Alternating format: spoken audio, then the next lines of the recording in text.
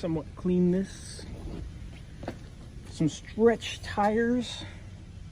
This was a pain in my ass to mount and balance. Now, let's see. Somewhat clean the vehicle. Kind of detailed the engine bay. Doing a quick brake flush, doing front brakes. Let's see. Got the classic Centrics. Just the fronts, the rears are still good. They're still like 7 millimeters. The fronts are at 2. So get started with this. There's the Imposter RPF 1. I have to get some wheel ramps to get this thing back up, but I'm gonna finish putting on the new seat covers and whatnot. But I don't know, I might keep this car unless someone gives me a really good offer. Paint's not good, or not that bad, but we're gonna have a someone here paint this. So yeah, I know. Put the new rotor on. And I'm gonna reset this with the copper pin. If you want to know what it looked like before, here, super crusty. It's been sitting outside for 2 years. I forgot when Lee changed these. Or it might have been a while because these are at 2 millimeters. But here's the rears. I don't know why these are painted, but whatever. I'll change them down the road. Might do the wheel bearings too eventually. Yeah, so these are about 6. Oh, kind of low. I see they're like at 4 right now, 4 or 5, but whatever. These don't really wear down too quick. So what I'm gonna do is wheel bearings, rear disc brakes, a different day, and then eventually I'm going to be getting a different radio inside the vehicle as well. It's giving me issues and I hear a lot of feedback, and so I'm going to do probably the amp harness if it doesn't already have it. I'm going to be doing a, what is that called? A little camera, dash cam, yeah, front and rear dash cam, you know, radio, Apple CarPlay, and some upgraded speakers. I might just daily this thing, but if someone gives me an offer, let me know. Look, timing cover's still spotless since when I did it. And yeah, here's the, after I changed the axle seal, still looks pretty good. And here's the new axle. But yeah, I pressure washed underneath because it was pretty dirty.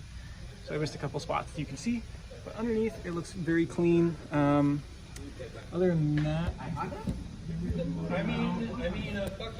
it's kind of loud, so I might have to change 1 or 2 motor mounts. But yeah, new tire, new brakes, and alignment coming up very soon. And I cleaned the car, so I have to finish up the interior tomorrow on my lunch, and we'll go from there. What a difference, dude. Got everything back in place. These hooks really help. I think they sell them at O'Reilly's, the Titan ones. Zoom in. Focus.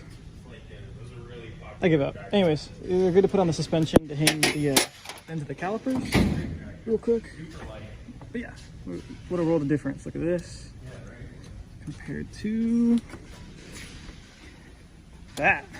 Nice. So front brakes. Look at this bumper, dude. I'm gonna get this thing right. But yeah, ceramic coat coming soon to these. But yeah. So here's one. At the other side, I'm gonna do a quick bleed around the entire car and we'll put it back together.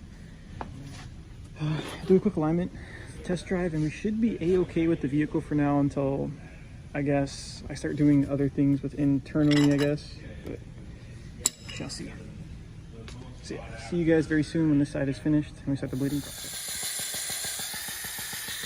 Got the brakes finished right now, so what I'm doing is bleeding it.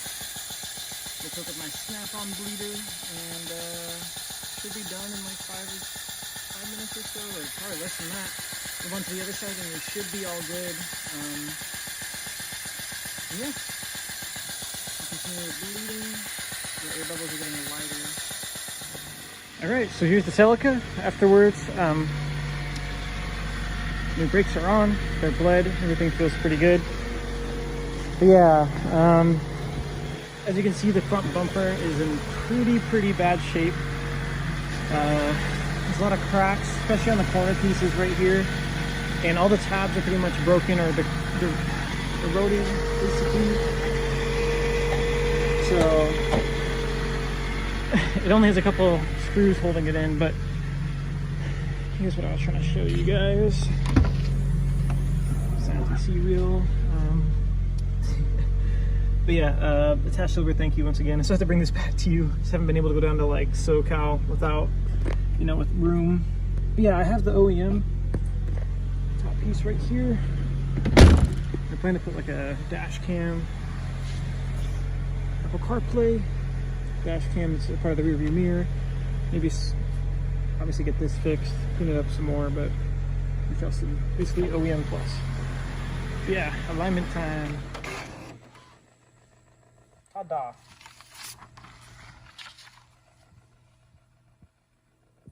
So this is before. I don't even know. I think this is all kind of wrong, but this was literally at 27, and this was at negative 27. This was at positive 34. No, that was the rear. Actually, yeah. So this was at positive 27. This was at negative 34. So this is kind of wrong. I think it like updates it. This rack's kind of finicky. But yeah, here's the car. It's on the rack. Here's after the alignment. So you can see 0.15, 0.16. So it's still right there. Camber's a little bit off in the rear, but it's around the same on the front. So you see it's off by 0.6. This is off by 0.6 as well. So not sure what the shift is. And then the caster right here in the front's off by 0.4, but it was at a higher number. I bet you $1 million right now that if I put it back on the rack after I were to go test drive it or something, it would probably just readjust and it'd be off by like 1 or 2. That's usually what happens with this rack.